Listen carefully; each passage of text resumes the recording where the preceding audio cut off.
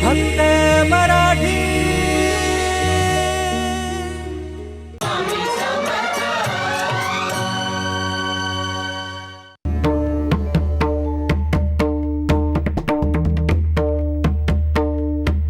अरे मांजर मांजर आडवं गेलं।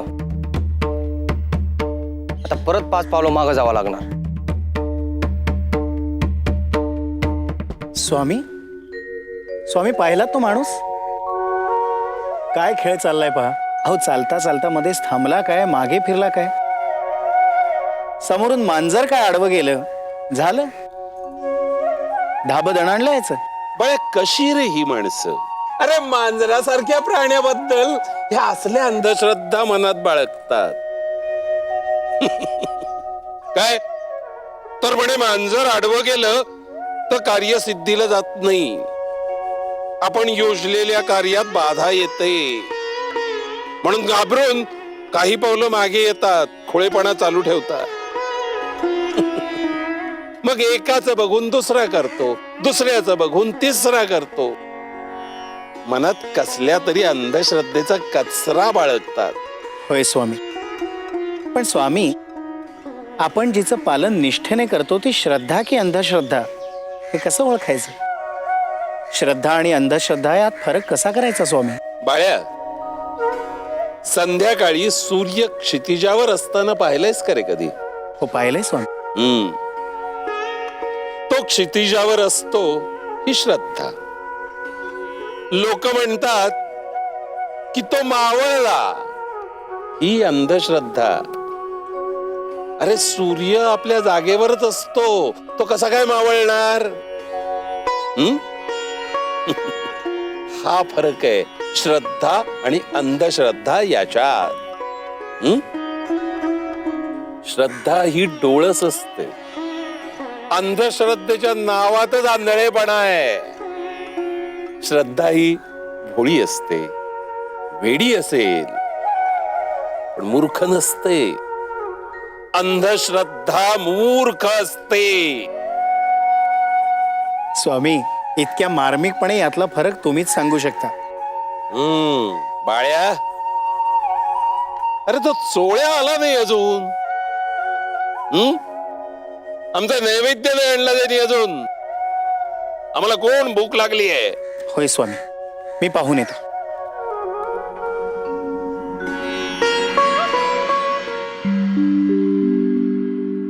अगं नैवेद्य तयार झाला की नाही? उशीर होतोय।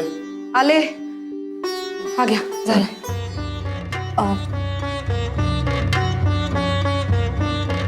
काय ग, तू अशी घाबरलेली का? अहो घरात घुबडाचा आवाज येतोय। काय? हो काही नाही ग। अगं कसला घुबडाचा आवाज? तुला उगाच आपले काहीतरी भास होत असतील। नाही बाबा, भास नाही, मलाही आवाज येत होता। आणि आता नाही, काल रात्रीपासून आवाज येतोय। मला तर त्या आवाजामुळे झोप देखील लागलेली नाही। मला फार भीती वाटते हो। घुबडाचा आवाज येणं अपशकुनी असं म्हणतात। अगं कशाला उगाच तिळाचा ताड करतेस? अगं रात्री कसले कसले आवाज येत असतात। बरं मला आधी सांग, तू ते घुबड पाहिलंयस का? नाही, मी पाहिलं तर नाही, पण आवाज येत होता। तेच तर, नुसती शंका आहे म्हण की, घुबड वगैरे काही नाही। हा बरं चला, मी निघतो, आधीच उशीर झालाय, स्वामींकडे जायचं। आणि हो, मी पण आज माझ्या मैत्रिणीकडे शारदाकडे जाऊन येणार। बरं ठीक आहे, जाऊन ये मैत्रिणीकडे। हा चल येतो।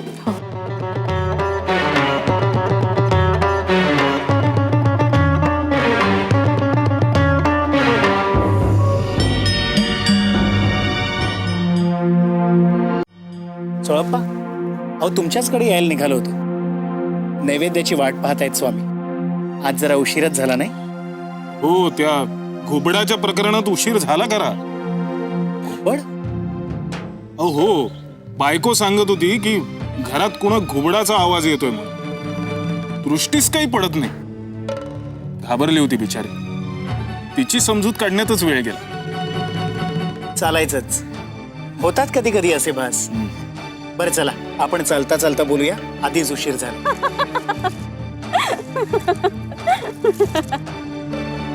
ए थांब. कुठे चाललास पुढे? मला भूक लागली. येडी कुठली? ए येडी नाही मी, तू येडा. तुझा बाय येडा, तुझा पुरा खानदान येडा. गांधीवी समोरून गेल्यावर त्याचं नव्हतं व्हायला थोडाच वेळ लागतो. चल. ए नोकर, मी पाटली नाही पाटली. बाळप्पा, अहो ही आपल्या पाटलांचीच बायको ना? अहो आतापर्यंत तर व्यवस्थित होती, काय झालं हिला? अहो यांचं असं काय झालं? अहो गांधीवीचा कोप झाल्यावर होत्याचं नव्हतं व्हायला थोडाच वेळ लागतोय. अवेळी गांधीवीच्या समोरून गेली, मग काय गांधीवीनं झपाटलं. गांधीवीच्या समोरून जायचं म्हटल्यावर थोडा वेळ काळ बघावा लागतोय का नाही? अहो काय बोलताय तुम्ही? अहो बाळप्पा, बरोबर बोलतोय मी. अहो गांधीवीच्या समोरून जायचं म्हटल्यावर देवीचं तंत्र पाळावं लागतं. फार कडक काम आहे ते. वेळी अवेळी तिच्या समोरून जायचं नाही. पण समजा जाणता अजाणता कोणी समोरून गेला, तो नियम मोडला, मग काही खरं नाही. समोरून जाणाऱ्या बायका मुलांना झपाटते ती, आणि झपाटलं की मग लोक उतारा म्हणून तिच्या समोर नारळ ठेवतात, नाहीतर कोंबड्या कापतात. तसं कुठं केलं तर मग कुठं ठीक होण्याची आशा बाळगायची. कळलं? पाहिलं चोळप्पा, अहो यांना आता काय आणि कसं समजावायचं?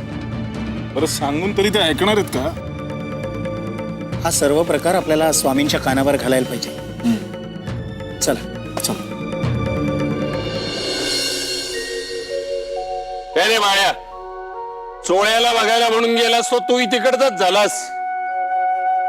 स्वामी, गावात एक नवीन भानगड सुरू झाली. लोकांचं असं म्हणणं आहे की गांधेवी समोरून वेळी अवेळी जाणाऱ्या बायका पोरांना ती झपाटते. आपल्या पाटलांच्या बायकोलाही तिने झपाटलं असं लोकांचं म्हणणं आहे.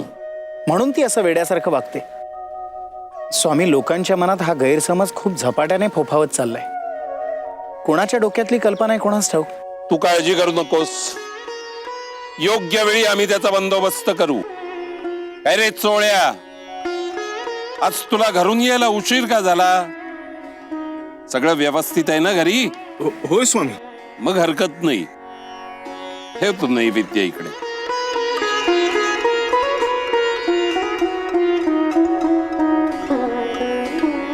बाळ्या चोळ्या, समाजातून अंधश्रद्धेचं निर्मूलन करणं हे एक मोठं कार्य आहे. होय स्वामी. अरे नंदीबाईला सारख्या नुसत्या माना नका डोलवू. हे कार्य तुम्हा दोघांनाही पुढे न्यायचंय. तूर्तास या अंधश्रद्धेचा बंदोबस्त आम्ही करू.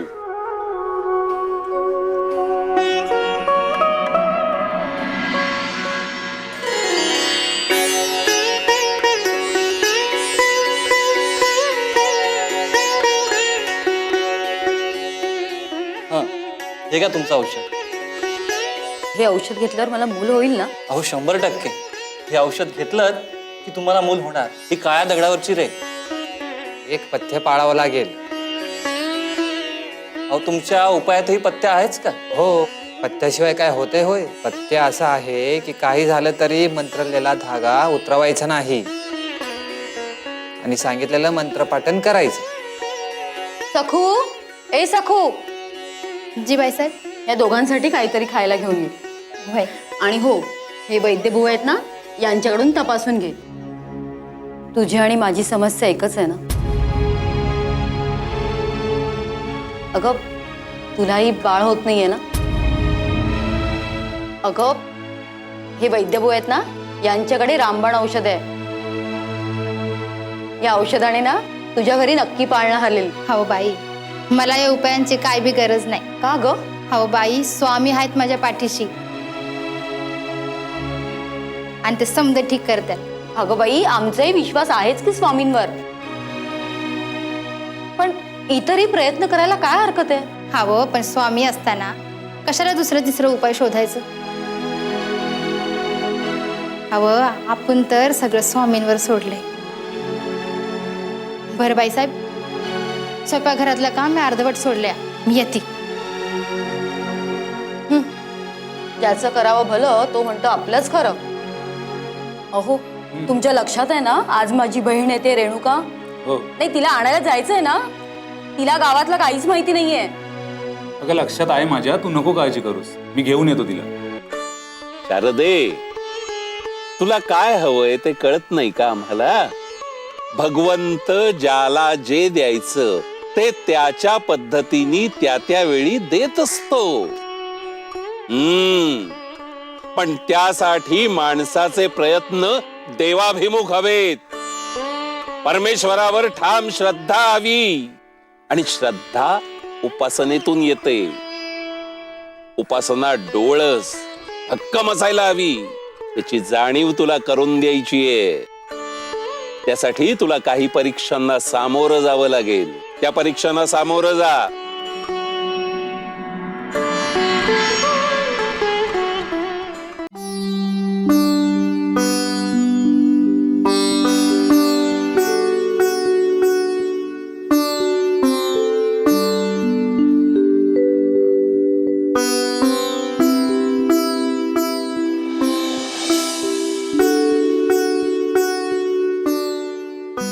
बाईसाहेब, हो बाईसाहेब, स्वयंपाक तयार आहे, चला जेवाया. अगं जेवतेस कसली? आज माझा उपवास आहे. हो बाई, कशाला उपास तापास करताया? स्वामींवर विश्वास ठेवा, समद बरं होईल. हे बघ, एकतर तू माझं ऐकत नाहीस, उलट मलाच शहाणपणा शिकवतेस. अगं मी हे सगळं तुझ्या भल्यासाठीच सांगते. हे असे उपास तापास, औषधोपचार, गंडे दोरे हे सगळं करायचं असतं. शेवटी कुठला उपाय फळाला येईल सांगता येत नाही ना. हवं, पर स्वामी असताना या 100 दगडांवर कशा पायी पाय ठेवायचं? अगं पण आमचाही विश्वास आहेच ना स्वामींवर. पण हे सगळं करायचं असतं. जाऊ दे, तुला सांगणं म्हणजे पालत्या घड्यावर पाणी ओतण्यासारखं आहे.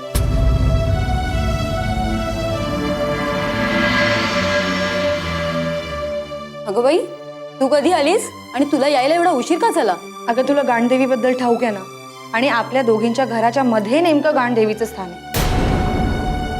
मग काय, तिथनं सरळ याची तर सोय नाहीच, म्हणून मग अख्खा वळसा घालून यावं लागलं, म्हणून उशीर झाला. बरं ते सगळं सोड, मला सांग तू कशी आहेस? मी ना अगं खूपच कामात असते, थोडाही बघ वेळ मिळत नाही. का गं बाई, कसलं काम? अगं हेच ते आपलं उपाय वगैरे. आमच्या घराण्याला वारस हवाय म्हणून जंग जंग पछाडते, आणि हे सगळं करण्यातच वेळ जातो. एवढं सगळं करतेस ना, झालं तर मग सगळं व्यवस्थित होईल, नको काळजी करूस. आणि कारण काही का असे ना, कोंबडा आरवल्याशी मतलब. पण खरंच तुला मूल व्हावं असं मला देखील फार मनापासून वाटतंय. अगं वाटणारच ग, शेवटी जीवाभावाच्या मैत्रिणी होत. तुझं दुःख ते माझं दुःख, आणि माझं दुःख ते तुझं दुःख ना. बरं शारदा, तुला पाटलीनबाईंबद्दल कळलं का? त्यांच्यामुळे डोक्यावर परिणाम झालाय. काय सांगतेस? अगं पण कशामुळे? अगं काल परवापर्यंत तुझा ठीक होत्या. अगं हो, पण काल रात्री म्हणे गांडदेवीच्या समोर न गेल्या. अगं बाई, हो का? अगं पण त्या सावंतबाईंच्या बाळूचं पण असंच काहीतरी ऐकलं होतं. हो,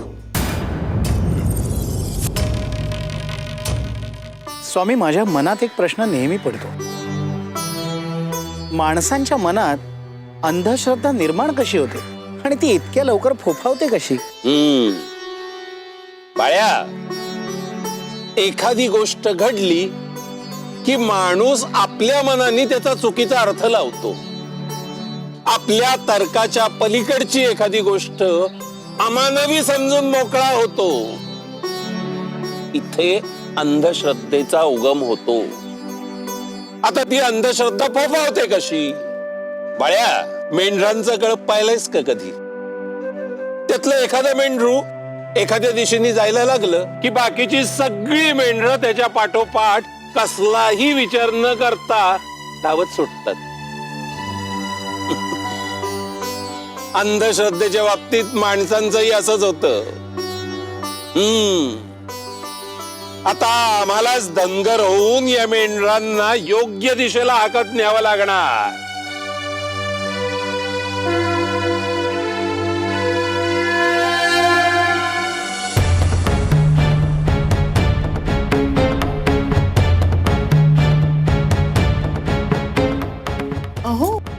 तुम्ही एकटेच?